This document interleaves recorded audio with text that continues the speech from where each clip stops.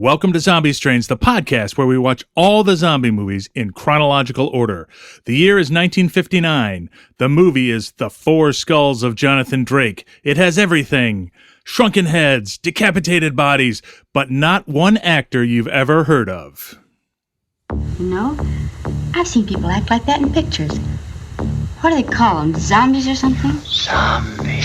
What's a zombie? Just what is a zombie? Well, a zombie, there's, Mr. Bill is the living dead. They are the living dead. Get into zombies. It's an army of zombies. No armies could stand. Because a zombie has no will of his own. What is wrong? What is wrong?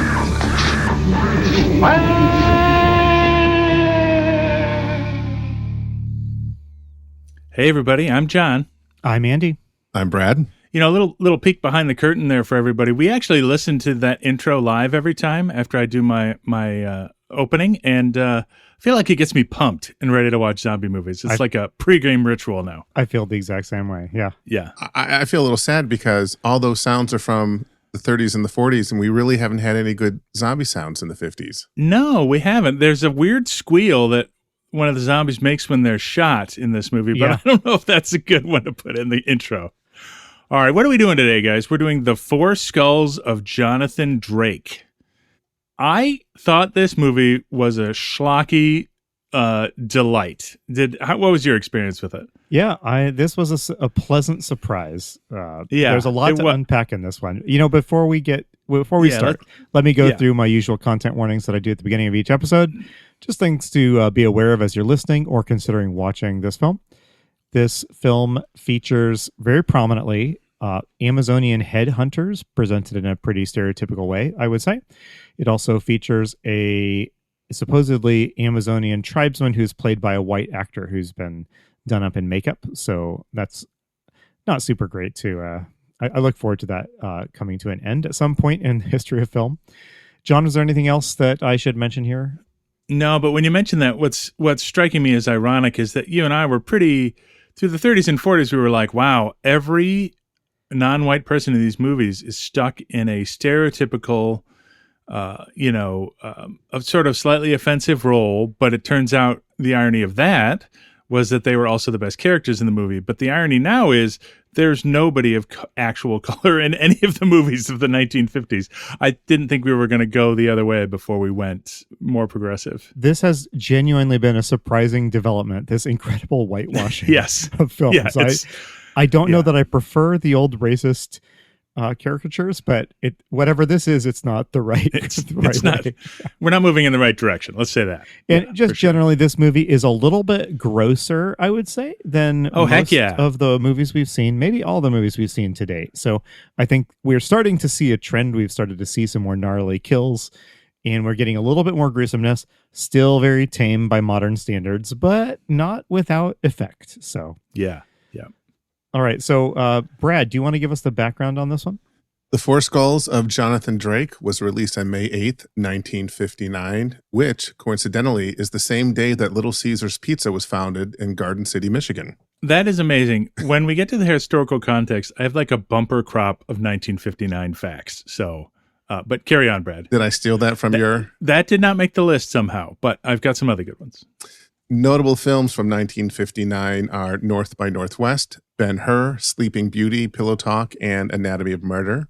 Notably, Ben-Hur is in color, right? Which is still new. Like, there's not that many huge color epics. We're still a lot of black and white movies, right? This movie faked me out because the introductory, like, Metro Golden Mayer logo was in color. And I got very excited, and then it immediately reverted to black and white for the action, for sure. Of all the films I listed, I think only Anatomy of Murder is in black and white. All the others are color. Oh, I take it all back.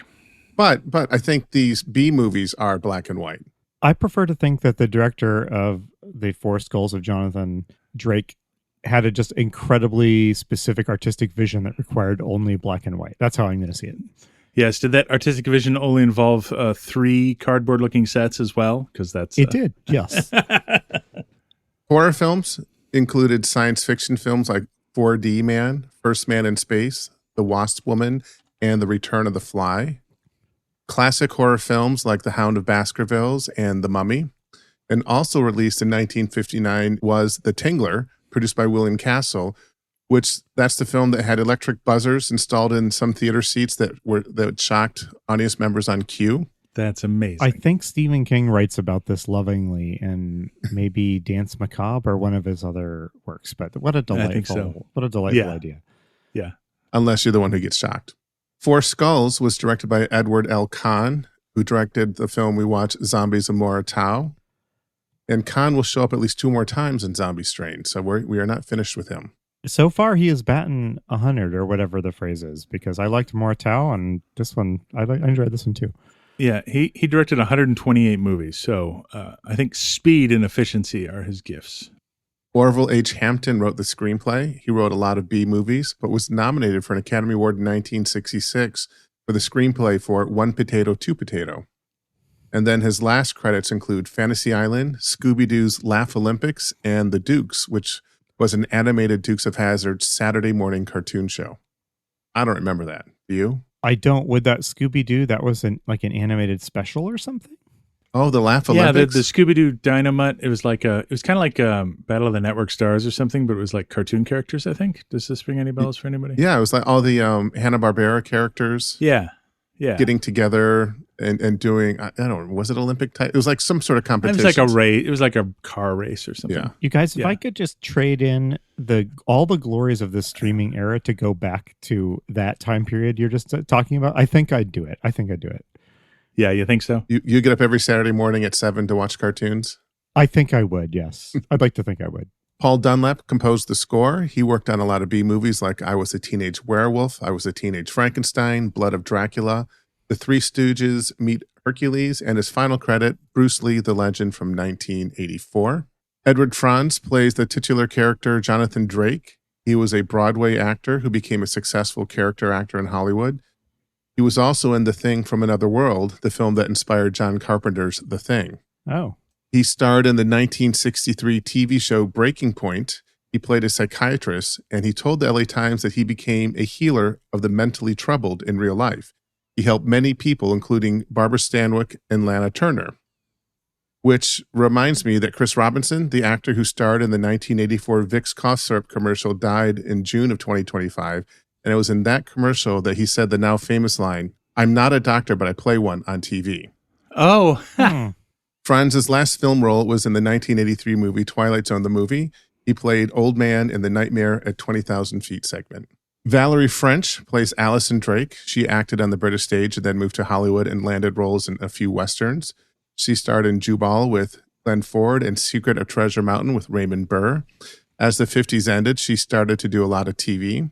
Her last credits are on the soap One Life to Live in 1977 and an appearance on the short-lived 1982 show One of the Boys, and I don't remember this one, which starred Mickey Rooney, Dana Carvey, and Nathan Lane. Wow. I feel like that would be one I would remember, but I have no It sounds like kind of like a bosom buddy kind of thing where Mickey Rooney was in a retirement home and his college-age grandson says, "Come with me in my cool pad in college." Is the Secret of Treasure Island the treasure that's on Treasure Island? Did I say Treasure Island? Because it should be the Secret of Treasure Mountain. Oh, Mountain. Okay. I mean, my question stands. Yeah. I have not seen it. Grant Richards plays Lieutenant Jeff. He had a few leading roles in the 30s and the early 50s. He starred in the first season of a spy show called Doorway to Danger. He was then a character actor until his death in 1963. And the Scranton Times reported in 1945 that his then wife divorced him after she came home early one day and found him with 2 women and another man having a drinking party. Oh, man. Pretty racy. Henry Daniell plays Dr. Zurich. He played many villains in his career, as you can tell by his voice and features in this film. For sure. He's great in this one, yeah. My first note upon first seeing him is Dr. Zurich is not creepy at all. So in Charlie Chaplin's The Great Dictator, he played Garbage, Minister of Propaganda. He was Professor Moriarty in a 1945 Sherlock Holmes film called The Woman in Green. And he also starred with Boris Karloff and Bela Lugosi in The Body Snatcher in 1945. I would like to see more of this guy, to be totally honest. He has a great voice. Frank Gerstle plays Lee Coulter, who's the man in the van, the guy that our policeman always calls for help on the phone. He was a prolific character actor. He did many B movies, The Magnetic Monster, Killers from Space, The Wasp Woman, and a film we're going to see soon called Monstrosity. His last credit was 9 episodes on the Banana Splits Adventure Hour in 1968 and 1970. I missed that one as well. I own it on Blu-ray. Do you guys remember the Banana Splits? I've never heard of it, to be Never? totally honest. No, ever. Six Flags in Cincinnati, they licensed the characters, and the characters would walk the park, kind of like Disney characters at Disneyland. Nice. Still doesn't ring a bell. Okay. No. And lastly, Paul Wexler plays Zutai, and one of his biggest roles was as the villain in the 1975 film Doc Savage, The Man of Bronze. And he was also in real life a racing enthusiast and president of the Mini Owners of America. I had no idea they'd actually made a Doc Savage movie, and I had no idea they made one in the 70s. So that's the only one I know. Podcast. Well, I know, but I know The Rock's been talking about making one forever. I just remember the garbage paperbacks in the used bookstore when I was a kid. From memory, the actor is Ron Eli, who plays Doc Savage. Okay. All right. I know The Rock wants to make a Doc Savage movie. The Rock Johnson wants to make a Doc Savage I guess he's not The Rock anymore. Dwayne Johnson has been talking about making a Doc Savage movie forever. Okay. I think he likes it because Doc Savage is not also a man of action, but incredibly smart. He can do everything, right? So he's not just brawn. He's the smartest man, the strongest man. Like he's all the things, All right. Well, honestly, my opinion of Dwayne Johnson just went up by a small amount. How about historical context? Because there's a lot. You're on tap to supply that this time around. Let's hear it. I am. So, when we get to it, right, we'll be talking about 1968 in detail because it's like one of the biggest years in American history. 1959 ain't bad. So, first of all, Alaska becomes the 49th state and Hawaii becomes the 50th state. That had to happen at the same time because neither party would allow, Alaska's a more conservative state, Hawaii was more liberal, and neither party would allow either state to enter singly. So it was like a compromise, basically. We have a ton of technology going on. The space race is going bananas. The Soviets actually send a probe to the moon. They send a couple, and they take the first photos from the far side of the moon. No one had ever seen the far side of the moon until 1959. The original Mercury astronauts are revealed, and our first spacecraft to escape Earth's gravity, Pioneer 4, does that. Now, what's interesting, Andy, is that we all think about the space race and all our technological accomplishments. America's still way behind right now, right? Yeah. So a couple of other important pop culture things. This is the day the music died. The plane crash that kills Ritchie Valens, Buddy Holly, and the Big Bopper is in 1959. The first Barbie doll is released. Castro becomes victorious in Canada, and this is really the first Cuba. Blah.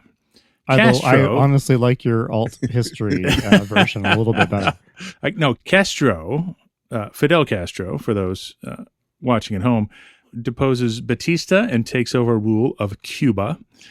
The other thing I wanted to bring up is there's a couple of things. One is the University of Georgia is ordered by law to integrate its campus for the first time in 1959. So we talked a lot about in our 50s episode about civil rights and all those things happening. It's happening now. It's in the background of everything we're doing. Just doesn't show up a lot in this movie. The other thing that fascinated me about this year was I just had this. I talked about it last time, but I have this curiosity about why are we so interested in the Amazon and the jungle right now. And one argument I heard is that this is the age of the big glossy magazine, right? Life, National Geographic, those things start here. So we're getting revealed as Americans an exotic world of strange people and strange locations that we haven't really thought about before beyond, colonial aspirations. So now that's in everybody's living room. Does that make sense? Yeah, totally. The other thing, the St. Lawrence Seaway opens for the first time, which I thought was crazy. There's also, you listed on your films, Brad, that were released, Francois Truffaut's The 400 Blows. Also, Hiroshima, Mon Amour is released and denied screening at the Cannes Film Festival. So sort of avant-garde French cinema, which sort of is the catalyst for a lot of modern cinema, is starting in this year too, which, again, feels early for me because it's 1959, 1969. And then to wrap up, I have one question for you, Andy. Uh-oh. Let's hear it. In the year 1959, who is the Senate Majority Leader? Is it Lyndon Johnson? It is Lyndon Johnson. So there you go. Perfect. My only question is why such a specific question for Andy? Because Lyndon Johnson is the subject of Robert Caro's The Life. What is the actual super name of the books? Oh. He wrote a 4-book biography of Lyndon Johnson. It's amazing, and Andy and I have both read it, so whenever we get a chance to bring up Robert Caro's biography of Lyndon Johnson, we take it. It's incredible, and we're barely restraining ourselves from turning this into a Lyndon Johnson podcast. Yeah, there you go. I don't think we could take any more context, so why don't you summarize this thing for us, Andy? Yeah, absolutely. All right. The movie we're about to discuss, The Four Skulls of Jonathan Drake, follows the aforementioned Jonathan Drake, who is sort of an elderly antiquarian scholar, maybe a cult specialist, I was not entirely sure, who becomes alarmed when his brother passes away abruptly at age 60, and even more alarmed when his brother's corpse is discovered with the head removed. Jonathan believes that his family has been cursed for generations in retaliation for a distant ancestor's massacring of an Amazon tribe of headhunters. Since then, male Drake descendants have been fated to die at age 60 with their heads taken and shrunken and their skulls returned ominously to a family vault. So the action of this movie mostly follows Police Sergeant Rowan, with a little bit of help, but not much, from Jonathan's daughter, Allison, as he investigates and gets to the bottom of the curse. But can he solve the case before the curse strikes down Jonathan and adds a 4th skull to the tally of skulls? I guess we're about to find out.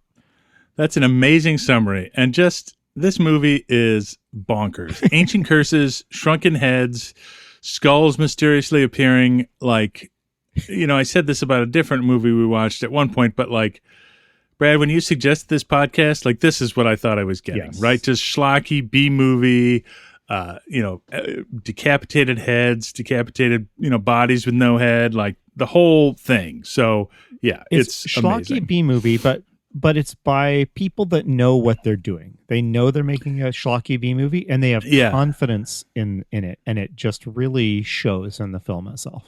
You know what? And I joked that it didn't have any actors you'd ever heard of. No, but everybody in this movie has done a ton of movies. So it's like a competent movie. I wouldn't be surprised if you told me they shot it in 2 weeks and it was just all business, like boom, boom, boom, here's a movie. You know what I mean?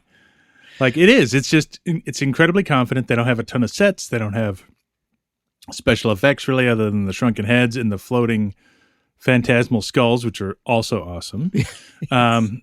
So yeah, no, I think, despite the weird thing is, so first of all, I'll say Jonathan Drake and his brother are supposed to be 60, which is a problem because they can't both be 60 because they're not twins. It's not specified. I kept expecting some sort of line of explanation of like, oh yeah, they're twins or something, but it never came. Yes. No, but the 60-year-old men in this movie, they don't look like my idea of 60-year-old men in the modern day. They look like 70-year-old men. You know what I mean? Yeah. Like, they just, when they said he's 60, I'm like, he's not 60. Give me a break. Everybody in this movie, all characters besides his niece and Allison Drake, and Rowan are over 50-year-old men. It's absolutely bizarre. And Rowan is like 40 at least, right? Like, this is you would never see that. This is a weird time, though. If you watch TV shows from this era, people that are ostensibly like 23 years old look like they're about 43. So like something is going on. Something's going on. That's all I'll say. Somebody pointed out to me once when J.J. Abrams did his reboot of Star Trek, the new Star Trek movies, that Chris Pine and Zachary Quinto were just a couple years younger than Leonard Nimoy and William Shatner at the time they started Star Trek. And Zachary Quinto and God love him, Chris Pine, they look like boys. They look like young men, and William Shatner and Leonard Nimoy look like friends of my dad. Like, it's just the look is so different. All right, so hey John, let's jump into this one, shall we?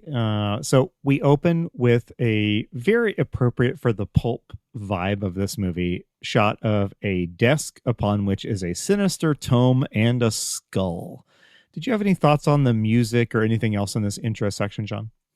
I wrote that the music is a lot. Like, yes, it is. It's I was gonna challenge you to break down all the instruments here for me, Andy, but there's like it's like heavy brass and French horns and like it's heavy, right? There's when something spooky happens on screen, a sort of ethereal instrument plays that I was trying to figure out what it was. Do you know what I'm talking about? It's not a theremin. Yeah. Yes, I know which one you mean. I don't know what it is. So at any rate, this sinister tome actually turns out to be a book of Shakespeare plays because the camera zooms in and highlights the phrase from the play Julius Caesar, "The evil that men do lives after them." Yes. Which this is a movie that with a really rich theme of, generational guilt, I think. For sure. Yes. So we pan over to an elderly man, I guess. I wouldn't call 60 elderly, but he looks pretty elderly.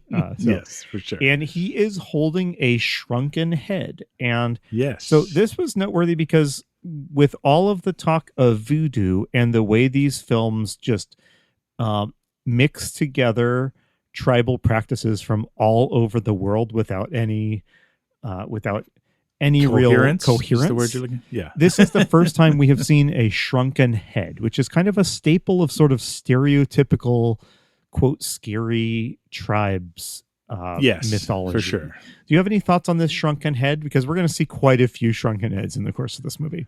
I will say that it's actually like as a special effect or a prop, it's pretty good. I kind of expected its eyes to pop open at some point. Yes, me too. Compared to the terrible plastic-headed voodoo dolls in was it Moratau or Zombie or Voodoo Island? I think it was Voodoo Island. Yeah. But this is a big step up. I was amazed. We are going to get a pretty good portrayal of how you make a shrunken head in this movie. I went online and looked How do you know that, Andy? No. I went online and spent a little too long. I'm on an FBI watch list now, just so you know. I have a Just feeling. for this podcast, I have a feeling we all went online and looked up how these are really made. I might have. I might have. You can't throw me under the bus on this one, you guys. You both did it too. Yeah. Yes. Okay. Well, anyway, this is Jonathan Drake, and we get our first sort of special effect right away here because Jonathan Drake sees an apparition of 3 skulls floating towards him, and he's terrified by these skulls. John, you want to describe this special effect?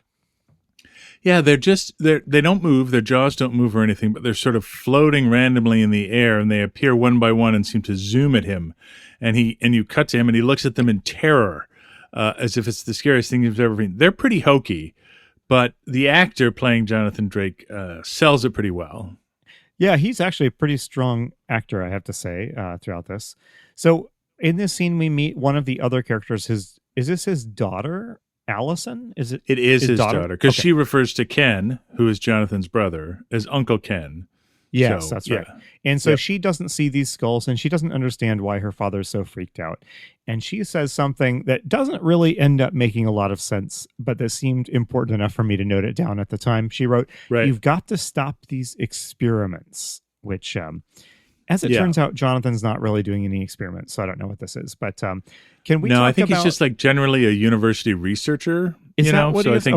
I think he says at one point he's investigating these sort of practices so that, to understand them better, I think is what he does. And his own curse. Yeah. Later in the movie, we're going to find he has a really big library of sort of what you might call like occult or Fortean texts. Yes. So I kind of thought of him as sort of a wealthy antiquarian or something. Yeah, it's definitely that vibe. I mean, however he's going about it, that's what he is. Yeah. So let's talk about Allison, since she's the only female who appears in this film, John. What's the impression we have of Allison at this point?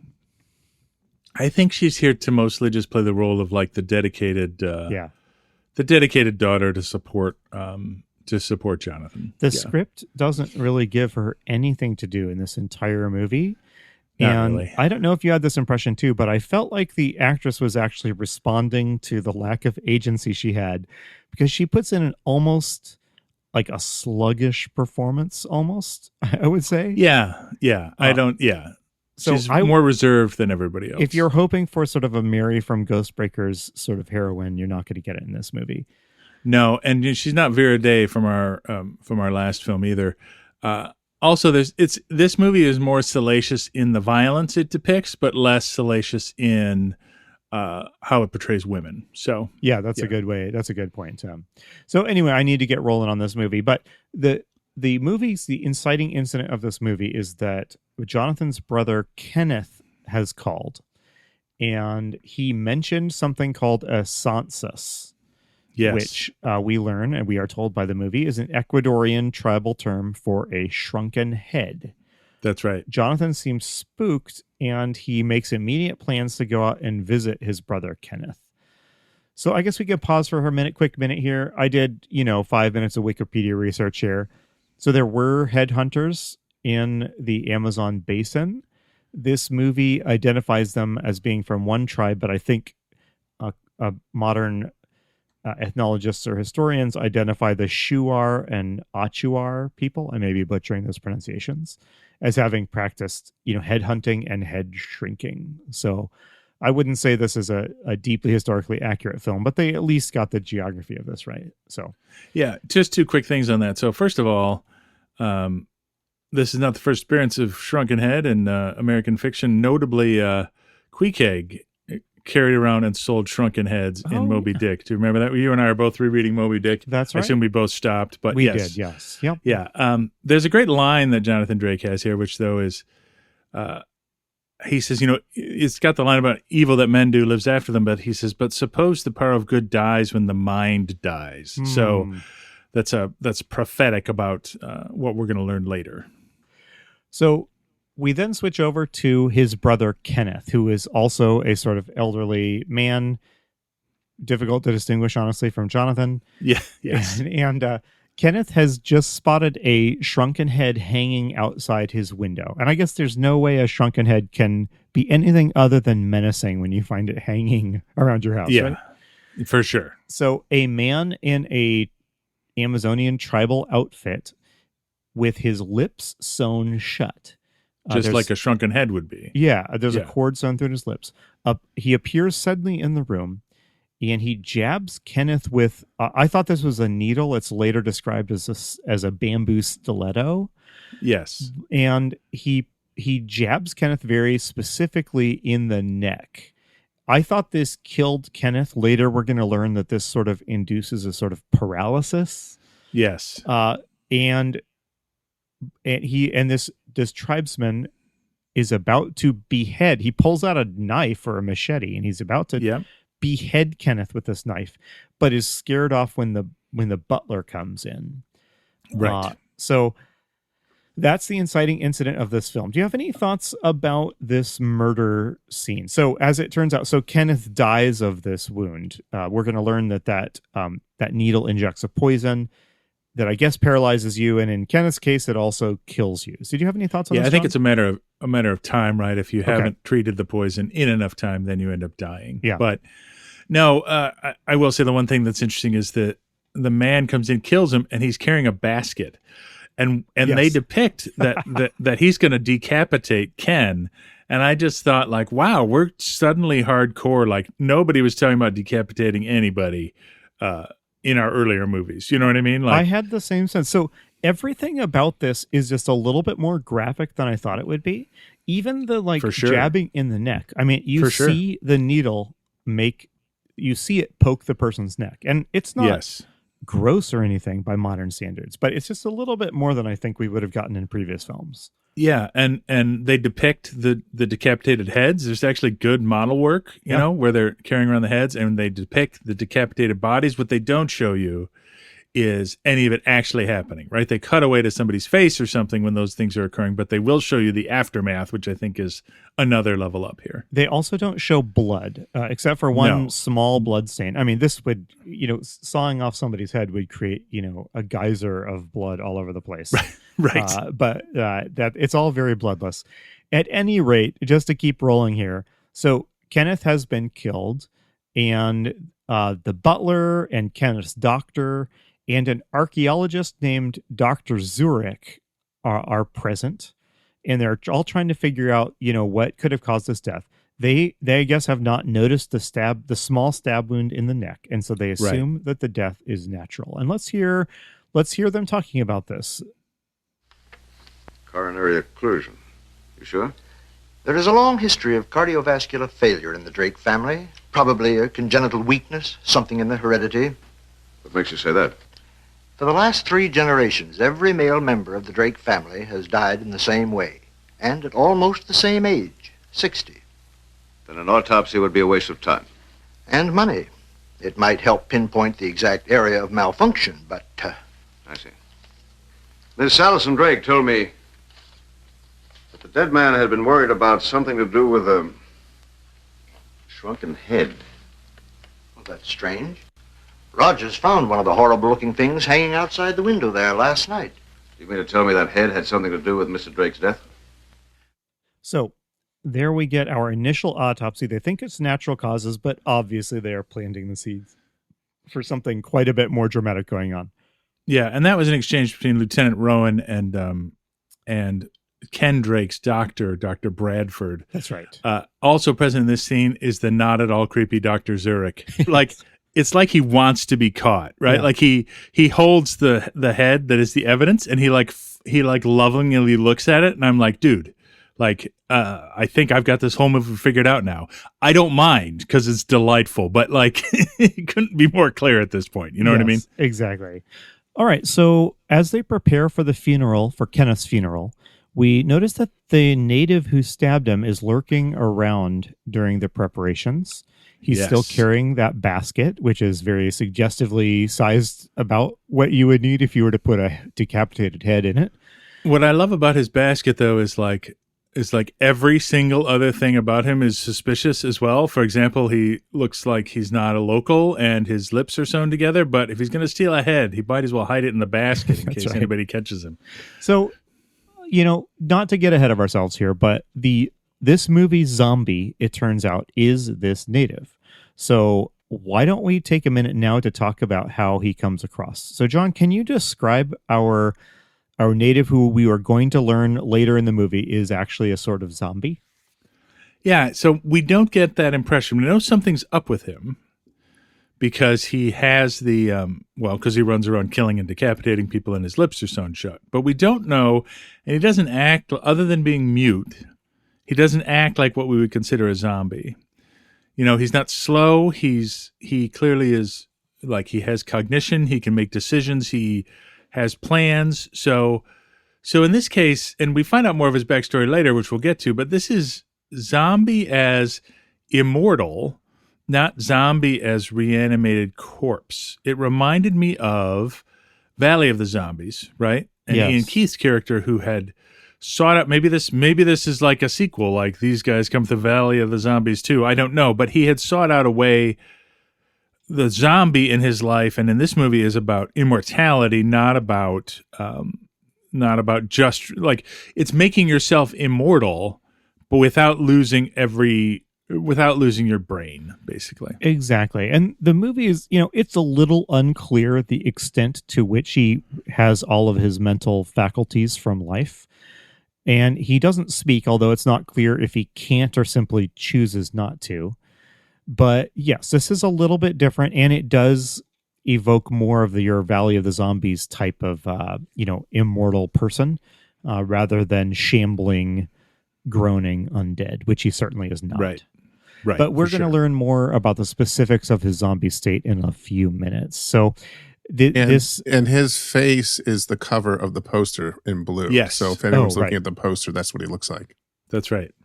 So he breaks into Kenneth's coffin, and then I think the camera cuts away, although it's pretty clear what his intent is here.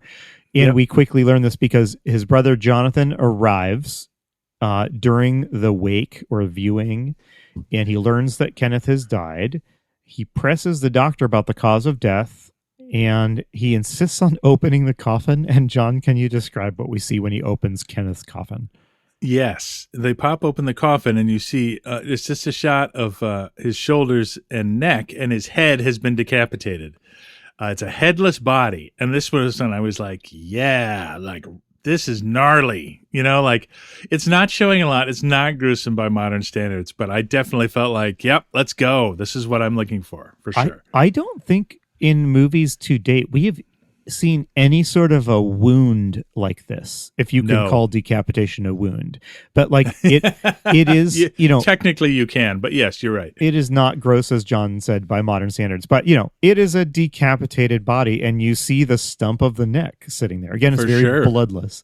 So this movie is feeling very lurid at this point. I was having a really good time at this point. I don't know about you, John, but well, I think this goes back to, like, you and I talked about how we, what are we going to talk about when we sort of get to our standard zombie format we're familiar with, and it's going to be stuff like this, right? Like we both, like, we're trying to be the guys who are trying to track the history of zombie movies, but the reason we're here is that we love a gnarly kill as much as the next guy. Absolutely. And this movie has a couple of gnarly kills. So, okay. So at this point, the movie kind of splits a little bit, and we are going to follow one track of the villain and the other of, like, sort of our hero, Sergeant Rowan from the police. So let's do the villain track first. And these scenes cut back and forth between each other, but I'm going to take them one at a time. So we cut to a sort of laboratory. I refer to it as the magical laboratory because it looks like a mad scientist lab. He's wearing a lab coat, but they're doing magic. Yes, I wrote down mad scientist lab and then deleted the mad science because that's not quite what it is. But what we learn is that Dr. Zurich, the creepy archaeologist who is, I guess, a friend of the family or something. We've seen him around in a few earlier scenes. He is the bad guy in what you would call the zombie master of this movie. For sure. And he is down here with the native who we learn his name. His name is Zutai. Correct. And the native produces Kenneth's head. Yes. And Dr. Zurich menacingly says, "Kenneth Drake, you have paid for the evil of your ancestors." Yes, I pulled that quote too. It's so good. Yeah, it's really deliciously delivered.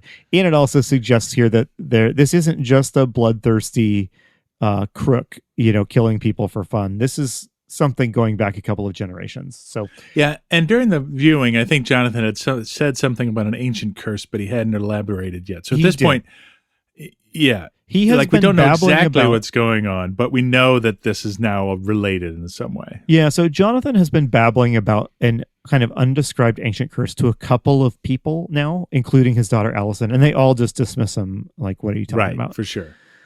So we get like kind of a surprisingly in-depth look at the head shrinking process. Yeah, so we see the head in the basket. Yeah. And then they put it in the boiling water. And then they cut to, he pulls out a knife and he starts to cut, after he pulls it out of the water, he starts to cut the skin off the back of the head and they pan away. But I'm like, they're really going for it here. Yes. Like, yeah. It's like the gross stuff is happening like right off screen. The camera is just angled up so you can't see it. And it's same when people are decapitated in this movie. It shows the scene. It just doesn't show you the grisly, gross part of the scene. And like throughout this whole film, it has a real lurid eye. Yeah. And I think that's maybe one of the big differences here is that while you see him put the knife to the back of the skull, they pan up, but you can see his arm making a sawing motion in his body. Like you can tell what's happening. They're not hiding it at all. Whereas in an older movie, he might pull out the knife and start to reach for the guy's neck to cut off his head, but then they would cut to a different scene. Yes, exactly. What they're doing here is just cutting to the face of the person doing the deed without showing you the actual deed, but they're not hiding it at all. And so this scene closes with him saying, "Next will be Jonathan Drake, and then the curse will be finished." That's right. That sounds ominous. So we know that now that Jonathan's brother Kenneth is dead, there's really only one Drake family man left. And this is where I got confused because the title of the film is The Four Skulls of Jonathan Drake, which implies Jonathan Drake is in possession of the four skulls. Yeah. I'm like, wait, what's going to happen? And I won't spoil anything. I thought throughout this film, I tried to make the skull math work, and it never quite did. So I think what we're saying here is like, that was an editorial decision to have a great title. And like, you get into it and you're like, well, that doesn't quite make sense, but it's still a great title, right? Yeah. So while we have been meeting the villain, we've also been seeing these scenes where we're meeting our hero, who is Sergeant Rowan of the police. And Sergeant Rowan, how would you describe him, John? Sergeant Rowan is like a classic middle-aged detective. He's average height. He's got brown hair. It's short. He wears a suit and a fedora, and we know nothing about him or his life other than his investigation of this case. He's like every man. Yeah, he just acts in that generically heroic way that all of these protagonists do. Yeah, he's not even. They have like the barest hint of a moment, but like in all the other movies of the 50s that we've watched, we've started to see this emergent strain of like the hero and the heroine not knowing each other and sort of falling in love on the adventure, which was not happening before. There's none of that here. Like we don't know anything about either of these people, Rowan or Allison, and they're just all business, and that's fine, right? But yeah, all we know is they smoke a lot. They do in cars. Which yes. is stressful to watch. Yes. Yeah. I kept waiting for them to try and make Sergeant Rowan and Allison fall in love, but it's like they couldn't even really be bothered. So Sergeant Rowan is pressing Allison to tell him what's going on, but she really doesn't know. She's heard all this sort of claptrap from her father, Jonathan, about a curse and stuff, but she does not believe it. Right. So Jonathan took Allison in an attempt to kind of convince Allison that this is serious business, that there's a curse. He has taken Allison to visit their family vault, a scene which we're going to return to a couple times before the movie ends. Mm-hmm. And basically Jonathan lays out what he thinks is going on. And this is where we get the backstory of the Drake family and why there's a curse. Right. So in the vault, he is showing her kind of the tombs of all the previous family members, going all the way back to a Captain Wilfred Drake, Allison's great-great-grandfather. And this Wilfred Drake, he basically massacred a village of Amazonia in the Amazon basin. Right. Except for the village witch doctor who escaped into the woods or into the jungle and put a curse on the family. Yeah.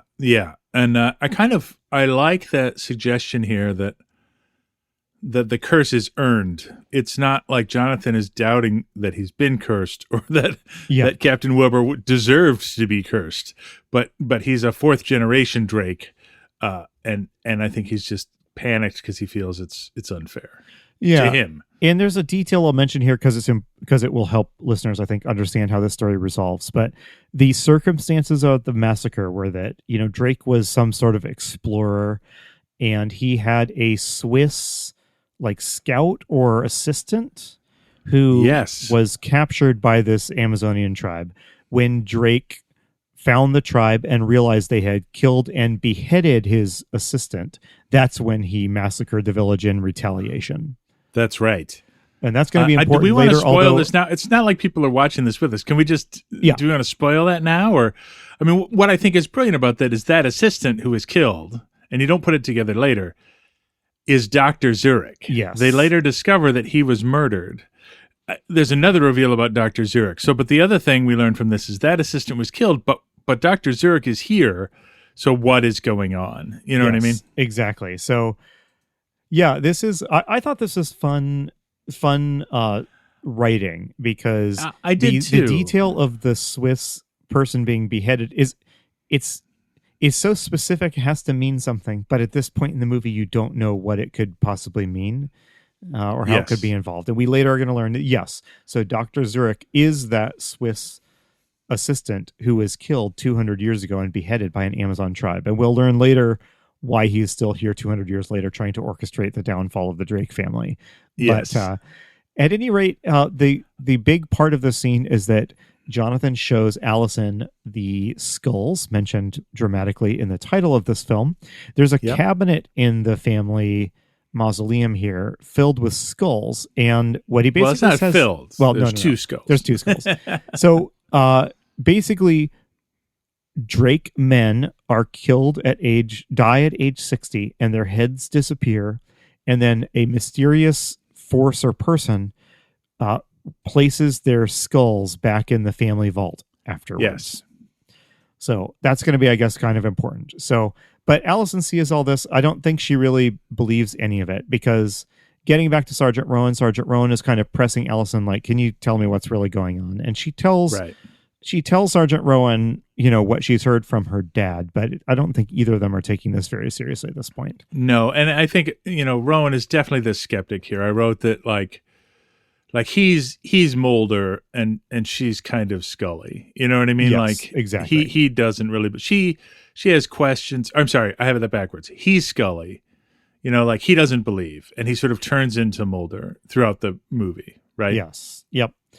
So this goes on for a little bit, but the next important event in this film, a couple of things here. So Zutai, remember Zutai is sneaking back around the estate because Zutai, the tribesman, is the one who returns the skull into the family vault. It's never actually explained how he gets in the vault and puts the skulls in there.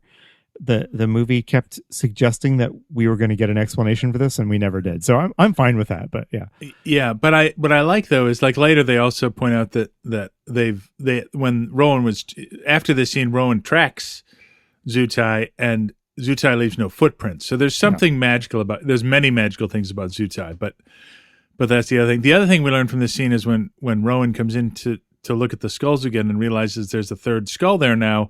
There's a light switch in the vault, which is kind of amazing. I noticed that too, yes. Yeah, where is that getting its power from? I'd like to know. Yeah, exactly. So Rowan and Allison visit the tomb, and that's when they discover, someone has just recently returned Kenneth's skull into the family vault. And so there's a lot of shenanigans kind of happen here. I'll try to sum it up quickly. So Zutai now makes a move on Jonathan, the last surviving Drake man, and he's going to kill Jonathan the same way he killed Kenneth. So he sneaks into the family estate. He finds Jonathan sleeping in bed, and he jabs Jonathan with the needle just like he jabbed Kenneth.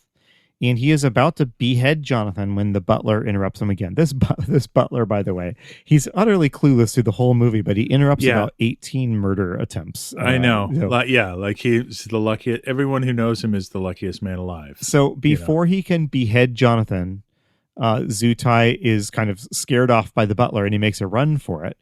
Allison and Sergeant Rowan are outside. And they see him. Lieutenant Rowan, Andy. He didn't spend all that time in cop school to be called Sergeant Rowan. All right.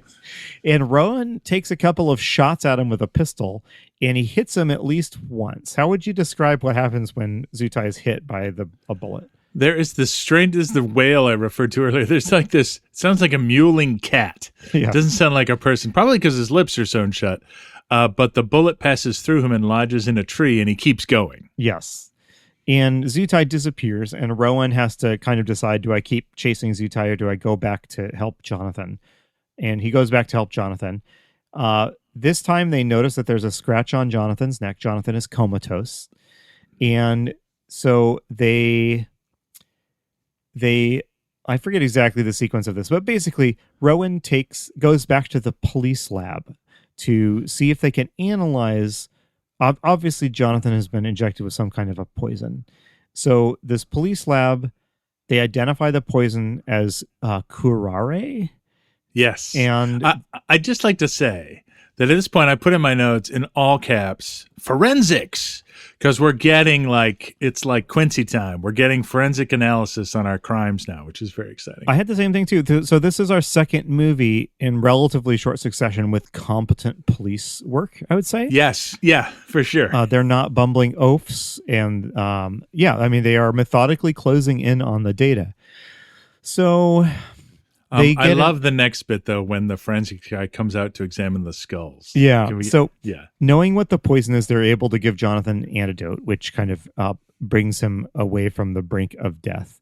But so Rowan goes back into that vault to look at those skulls, and he brings his police forensics lab guy with him, and they dust the skulls for fingerprints using these. I actually don't know how they dust for fingerprints now, but in the 50s, at least, they pull out these dainty little air puffers and puff the skulls, and these incredibly clear and detailed, comically clear fingerprints appear. Will you describe these, John?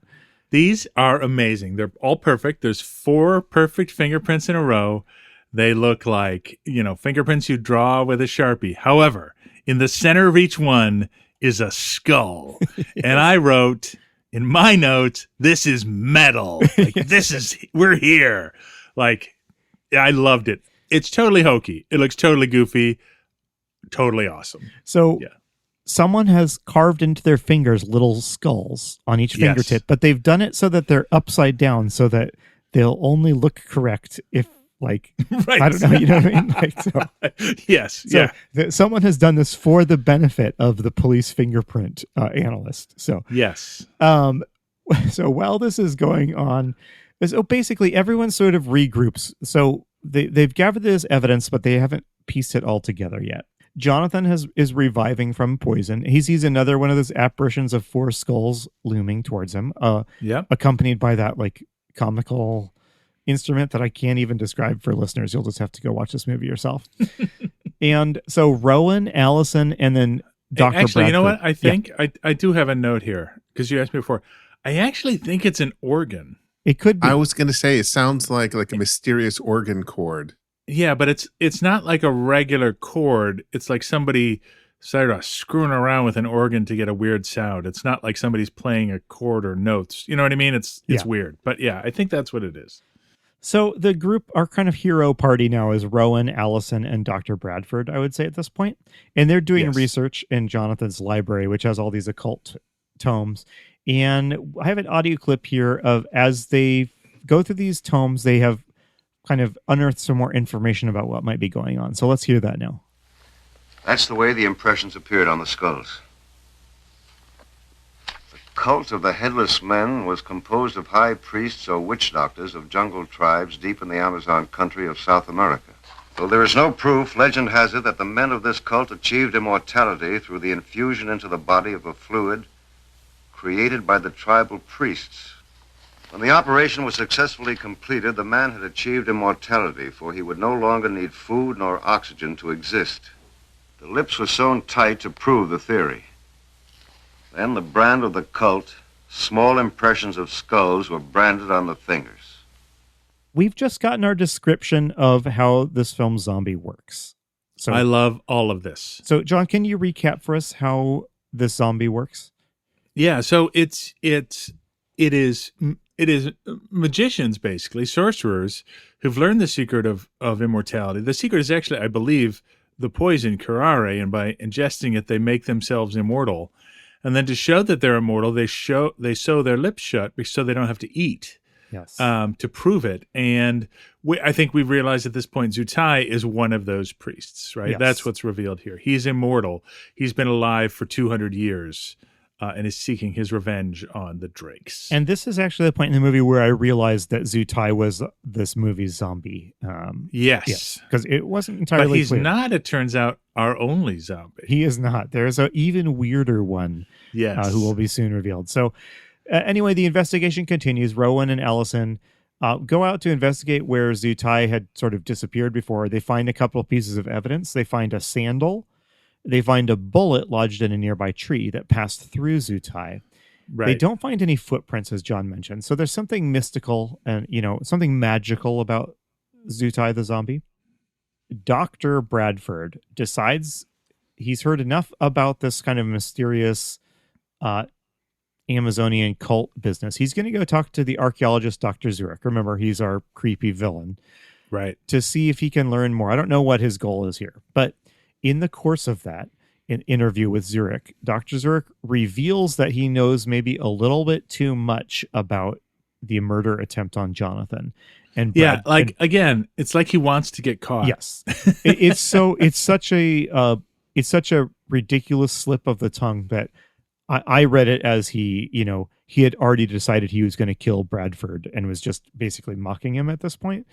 So Zutai appears and murders Dr. Bradford.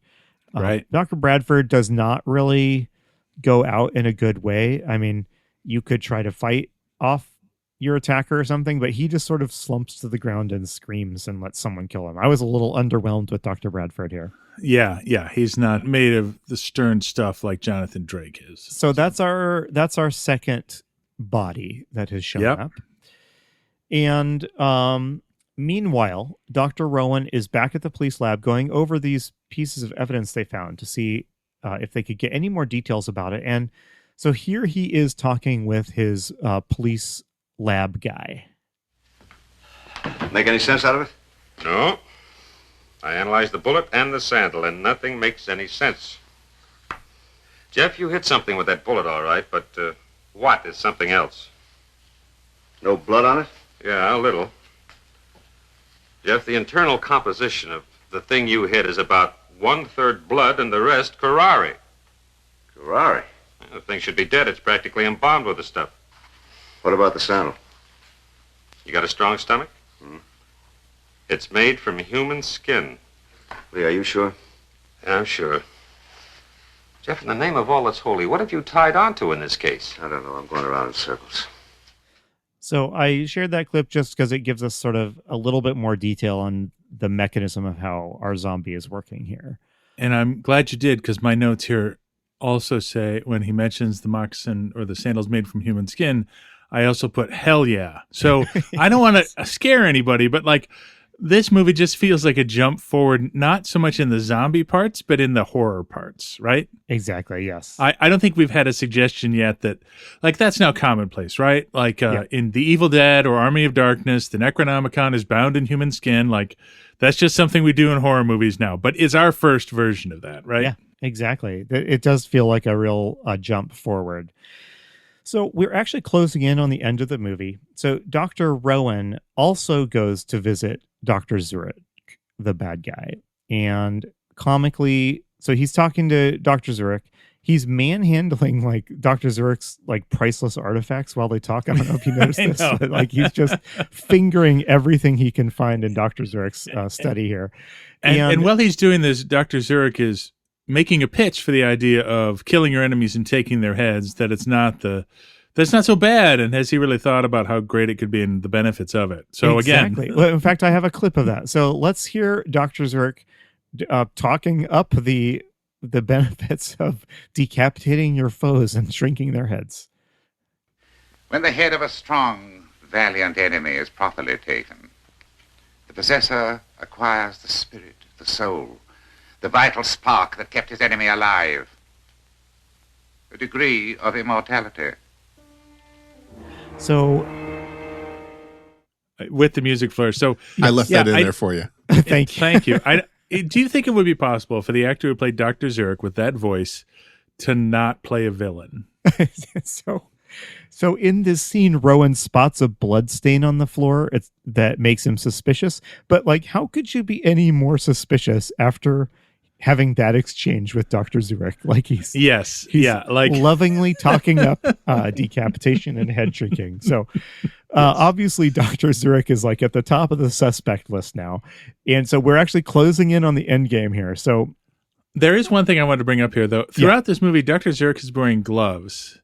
And I put several times in the notes, why is he wearing gloves? And they're so obvious in this scene. But anyway, carry on. I just wanted to point that out. So we're moving to the finale because Dr. Zurich and Zutai realize the police are basically onto him. It's just a matter of time. So if they're going to kill Jonathan Drake, they have to do it now. However, what they learn is that Jonathan has been taken to the hospital because of some scenes I didn't really go into detail earlier, but Jonathan has been removed from his house and is at the hospital. Zurich realizes that there's no way they can get to him in a hospital. So he hatches a scheme to force Jonathan to come to him. Of course, that scheme is to kidnap his daughter, Allison. So they do a little ruse that they trick Allison into, getting into his car. Yeah, we sort of go back and forth between Dr. Zurich and Zutai together trying to get to Drake and Rowan trying to figure it out. So it's like parallel tracks of the story. So while they're kidnapping Allison, Rowan has broken back into Zurich's house to kind of investigate that bloodstain he saw earlier. He finds a trapdoor that leads down into the magical scientist lab. You got to talk about how he broke in. So how does he break in? He reaches into his pocket and pulls out a bunch of keys, and these are like those old Gothic keys, those big metal like skeleton keys. And he goes through what he has in his pocket until one opens the door. Yes. Yes. It was kind of weird. They spent a long time on him fumbling with the lock, and so I had that feeling of like, clearly I'm supposed to be taking something from this scene that is going over my head. Well, I think what's supposed to be happening is like, well, he's just trying to create tension because Dr. Zurich is advancing his plot of capturing Allison, and then they keep cutting to him not being able to get the door open. So it feels like it takes an eternity. So he goes down into the laboratory. He basically finds the secret villain lair. He finds Kenneth's shrunken head, and he finds Dr. Bradley, the recently killed doctor, his decapitated but not yet shrunken head. I would call these special effects pretty gnarly, would you? Oh, yeah, for sure. Yeah, they're pretty solid. I mean, no movie we've watched to date has shown us a decapitated head that looks this good. So, more stuff happens, but I mean, there's like a comical sequence where like how many times does Rowan leave and then come back to Dr. Zurich's lair? It's like 700 times. So yeah, and I'm like, and he's but Zurich has left the cauldron bubbling, which pro tip, don't do that. But long story short, Zurich has brought Allison. He brings Allison back to the lab. He has telephoned Jonathan and said, basically, I have your daughter captive. Come and meet me, or else she gets it. Lieutenant Rowan, is it Lieutenant? Did we decide? Or Sergeant? It's Lieutenant Rowan. Lieutenant Rowan is on his way back to the lab because he knows something is up, and we get a big action scene down here. So everyone is converging on Zurich's lab, and this is where we have a great moment where we learn something shocking about Dr. Zurich. So let's hear Dr. Zurich monologuing here when Jonathan breaks into his lab to rescue his daughter. When your father dies, when the Zanza made from his head joins the others, then the ancient pledge will be fulfilled, and I shall rest. And suppose it is not fulfilled? Now that you're here, why suppose that? Because I've learned how to destroy you, Zurich. With a gun? Jonathan Drake, of all men, should know how futile that would be. I know. A living dead thing. The head of a decapitated white man on the body of a jungle Indian. Since you know that I'm dead, you know that you can't kill me. I can destroy you another way, Zurich. If you can't carry out the curse, you will never find eternal peace. You will become the cursed one. All I have to do is put this gun against my head and pull the trigger. What did I do? Once the skull is damaged, the soul will escape, and you will have lost, Zurich. Okay. There's a lot going on in that. Zurich's sinister delivery of his lines is so good. It's so good. I just love it. And it's kind of gnarly that the threat that Jonathan Drake is making here, right? Like, I will kill myself to curse you forever. Again, this feels like an escalation of a commitment to violence and gore that we have not seen before. Agreed. He puts the gun up to his head, and this is something that would make me uncomfortable in like a modern horror movie. And here we're seeing it in the late 50s. So what have we just learned though about Dr. Zurich? Can you explain that just to make sure it's clear? Yeah. So the Dr. Zurich, who hundreds of years ago went on the journey with Captain Wilbur, who was killed, the incident that caused the massacre, Wilbur to wipe out an entire tribe, his head was taken and put on the head of a member of that tribe so that they could seek vengeance and fulfill the curse on Captain Wilbur and his descendants, right? And that's why and what Dr. Zurich has been doing this whole time. Yeah, so Dr. Zurich is undead with like his original head on the body of a Amazonian tribesman this whole time. Yes. That's pretty metal also, I would say. Yeah, for sure. And in a minute, as the scene goes on, his shirt is going to get like ripped, and you're going to see you're going to see like these special effect makeup stuff that you will see the suture marks and stuff like that, where his head is attached to a body that is much darker skinned than his head is. So for sure. And that's why he's been wearing gloves this whole time. So there's a big fight. This is the climactic fight of the movie. Rowan appears. Rowan and Zutai get into a fight, and Rowan pushes Zutai into a fire, and there's like a big puff, and Zutai just vanishes. Yeah, I saw that coming. Like, there's a giant fire, and they're fighting right in front of it. I'm like, oh. Exactly. How's going to eat it here? Yeah.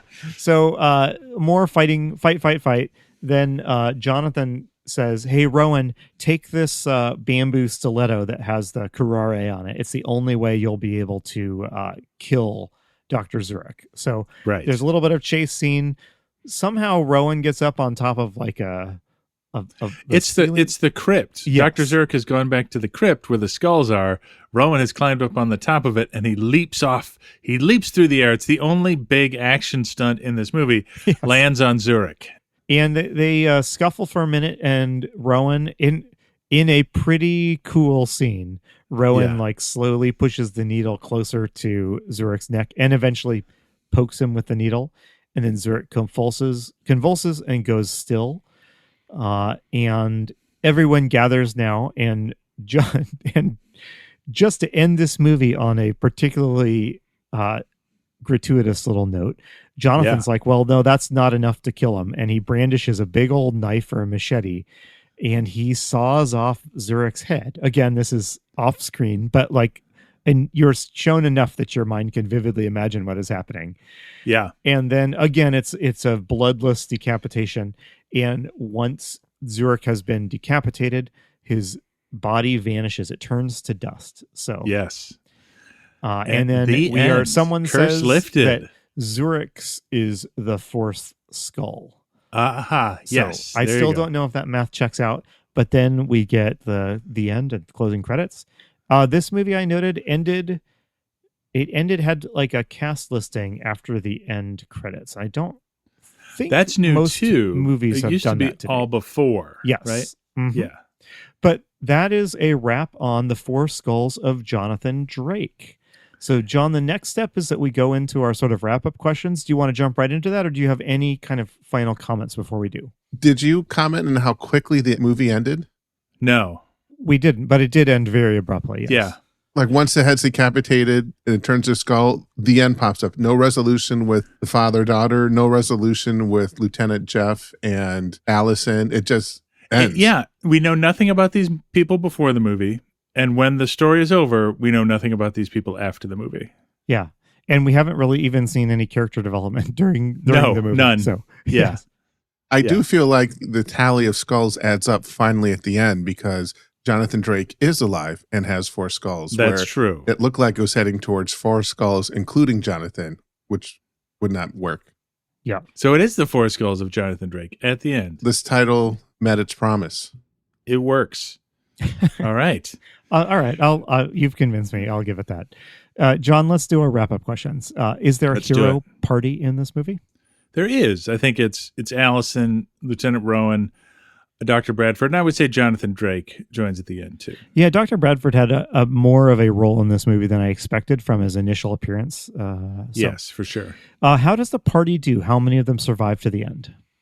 Dr. Bradford gets killed, and we're not counting Kenneth Drake as part of the hero party, but yeah, one of them gets killed, and one of them is almost killed. Yes. Is there a zombie horde in this movie? There isn't. These are different kind of zombies, and I want to talk about that. But yeah, it's not a horde. Yeah, how interesting that we got two different types of unusual, idiosyncratic zombie in this movie. Well, what's interesting is, we just sort of described in the Valley of the Zombies episode that it was like an evolutionary branch of the zombie movie that that sort of died. But this is in that same vein, I think. Yeah, agreed. All right. How are zombies destroyed or killed in this movie? It's hard. You can't shoot them. One is burned and explodes, and the other is decapitated. Which, by the way, decapitating the zombie, that's important. Yeah, I didn't really put it together till just now, but for sure. Yeah, it's a lot of work, and the fire feels like kind of that old school, like fairy tale Bane at work. Whereas the decapitation feels like a much more modern, sort of take on this. Yeah. All right. Is the world threatened? No. Again, it's a personal story. Yep. In the total kill count for this movie, I would say it's Kenneth. It's Kenneth, Dr. Bradford. I think that's it. Yes. Yeah. We can't count the earlier ones, but yeah, we'll say 2. All right, so then let's talk about the strain or strains of zombie that we're dealing with here, John. Yeah. Like I said, it's a different kind of zombie. The zombification provides immortality and other benefits too, apparently, right? Like Zutai leaves no footprints. He can't be shot. He is definitely a magical, mystical creature, and so is Dr. Zurich. So it's just not the zombies. We've started to move into mindless zombies at this point in our journey, but these are not mindless zombies. Yeah, I don't think that either Zurich or Zutai really has a clear predecessor in the previous zombie movies we've watched. They feel fairly unique. They are. The only sort of related one would be Ian Keith's character from Valley of the Zombies. Agreed. But yes. Yep. But that is specifically a more science-y version of this. Yes. Whereas this is all here it's mysticism. mystical, for sure. Okay, are there any zombie firsts that we want to note in this movie? Not zombie firsts. I think there's some new things here, but not with the zombies. Not so much. They don't feel that different from the Ian Keith zombie to me. You know what I mean? What do you think? I'd agree. Brad, what do you think? I had the violence of the decapitation was new. Yes. Yeah, and I would say that this is a much more violent and gory movie than we've seen. I just didn't think that was zombie related, but Brad's right. It is. It's got a bunch of firsts in it. Yep. That also includes the human skin for the sandals. Yep. And then who knows, this may be a one-stop for this, but skulls contain souls, and if you damage the skull, the soul escapes. Well, yes. Yeah, you could make a connecting line to the old shoot it in the head zombie. Oh, yeah. Right? That's a great point, for sure. Okay, good call, Brad. And plus, to destroy a zombie, they had to be decapitated, but it's just a hop and a skip to destroy the brain and destroy the zombie. Yeah. So those two things all together, those could be put in a stew together and make a modern zombie. Yep. All right. So let's walk through your 4 pillars of the zombie genre. Is there an apocalypse in this movie? No, there isn't. Well, I mean, no, because when I say apocalypse, I mean the whole world. There's the inciting incident is the murder of a native tribe, right? And that's an apocalypse in a sense, but not what we meant when we labeled that. Yep. Is there contagion in this movie? No. In fact, very few people can have the art to become this sort of zombie. Yeah. It's not something anyone alive besides Zutai could make happen. You know what I mean? Are there tough moral choices in this movie? I think so. And the one I'll pick is Jonathan Drake having to decapitate Dr. Zurich. Like, I know that's what he's got to do to survive, but that's the essence of a tough moral choice, right? Yes. Like, he's got to decapitate a man to end the curse on himself. So though it's not exactly what we meant, I think it's a move in that direction. You've got to do something gruesome to save your own life. Agreed. Right? At the end, it felt like, at the end, basically Jonathan convinces Rowan and the others that we can't capture this guy. He has to die. Right. That felt like a little bit of a kind of a moral choice there, because as a policeman, Dr. Rowan should be interested in capturing this guy and taking him to jail, right? But he allows himself to be convinced that, a mystical murder of this guy has to happen. Would you include Drake's attempt at suicide as a way to prevent the curse? Yes, we should. And that's really bold. That's a bold choice we haven't seen before either. It is. Yes, good one.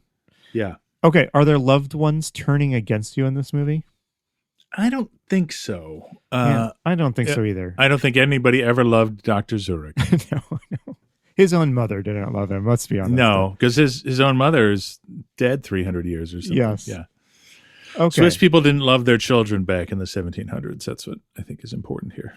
All right. And John, I'm going to toss it over to you then to ask a couple of our 1950 specific questions. Yeah, I'll be interested in your answers because, like, we talked about a lot of high-tech stuff and all the stuff we're expecting.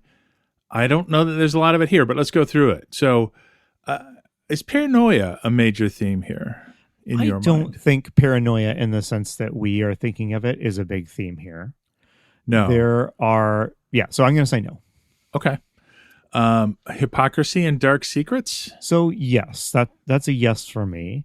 I do think it is. I think this movie would not have been made like 10 years earlier, because this is a movie about generational sin and, for sure, the dark side of sort of a very glorified and sort of glamorous age of exploration, I think. Yes. This is a movie that says actually something really unsavory happened, and it still is having its effects have gone through the generations and are affecting us here today. So is this very cheesy and ham-fisted? Yes, it is. But I don't think that this would have been made like 10 years ago. Yeah, the other interesting thread here is the zombies immortal includes a similar, though less, I think, effective generational sin, right? Yes. The diamonds that everybody's after, for sure. Yep. Did our movie heroes change? Are we starting to see the more diverse group of heroes we expected? We're not, I don't think. This is a throwback back to the kind of professional adults, young adults of movies from the 30s and 40s.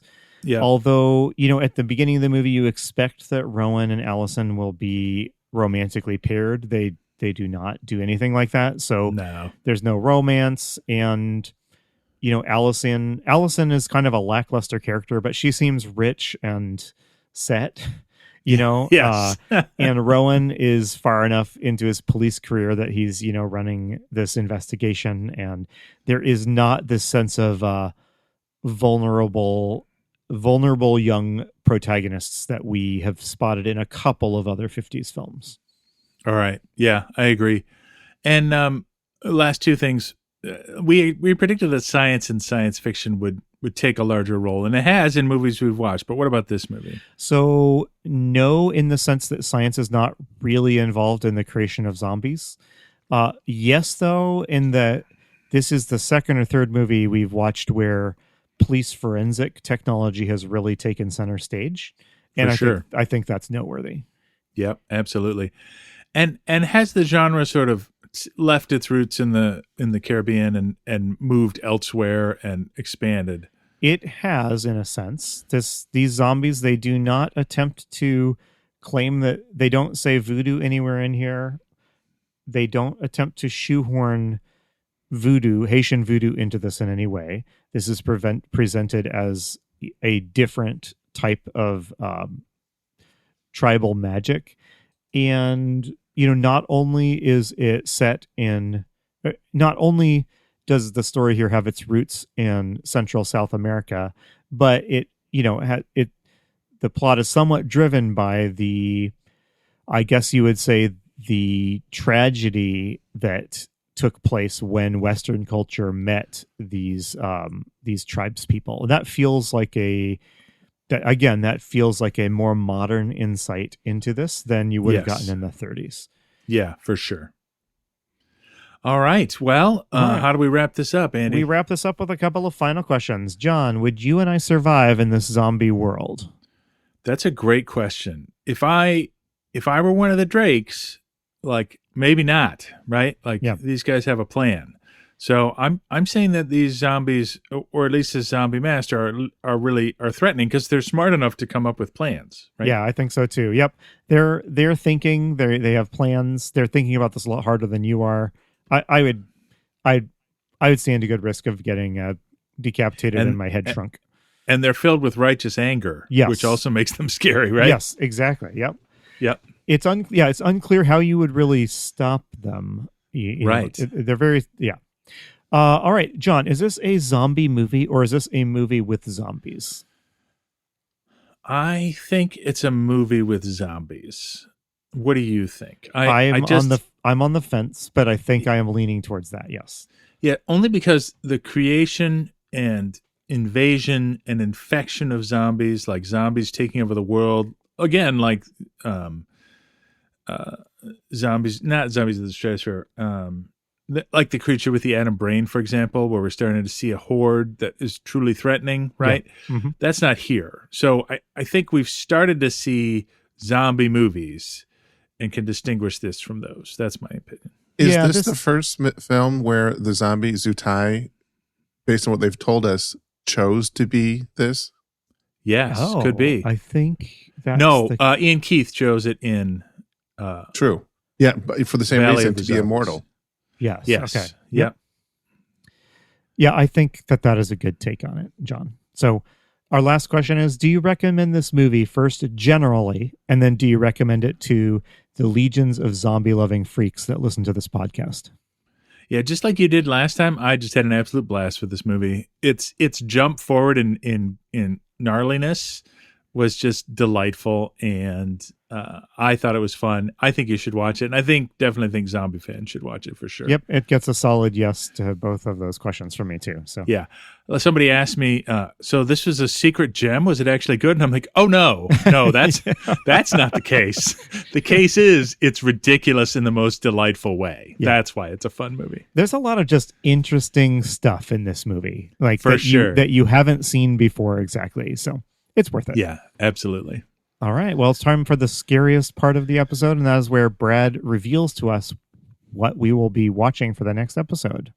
All right, Brad, hit us. Comes. We are staying in 1959. We are also staying with the same director. Oh, really? And your movie is, here's the poster. Invisible Invaders. All right. Earth given 24 hours to surrender. An unearthly enemy defying science. In a war to the death. I don't like how they've hyphenated that. Of all civilization. Well, I don't know. Maybe this one. What do you think, Andy? You think we're going to find an apocalypse in this one? Well, we have a city in flames as flying saucers descend from on high, and somebody with a ray gun is shooting shooting at the UFOs or is helping to incinerate the city. Is not entirely clear. We have a couple of startled looking people in the bottom left looking aghast at the destruction. Well, so this has apocalypse written all over it. For sure. Did you see in the bottom there? There's some cast listed as John Agar, Gene Byron, but just to the right of that, do you see the name right under Invaders? John Carradine. John Carradine returns to Zombie Strains. Hey, third time. Yeah. I will say this poster does not evoke zombie to me in any way. It looks like a sci-fi movie. So that always makes me excited to find out where the zombie's going to come in. Yeah, it seems to be in the lineage more of zombies of the stratosphere than the zombies of Moratau. You know what I mean? So, all right, I'm excited. Join us next episode for Invisible Invaders. You've been listening to Zombie Strains. We'll be back next episode to talk about another zombie movie. If you enjoyed our podcast, please take a moment to rate us in your podcast app of choice. Tell a friend. Follow us on Instagram at Zombie Strains. All of this helps like-minded people find the show. See you next time.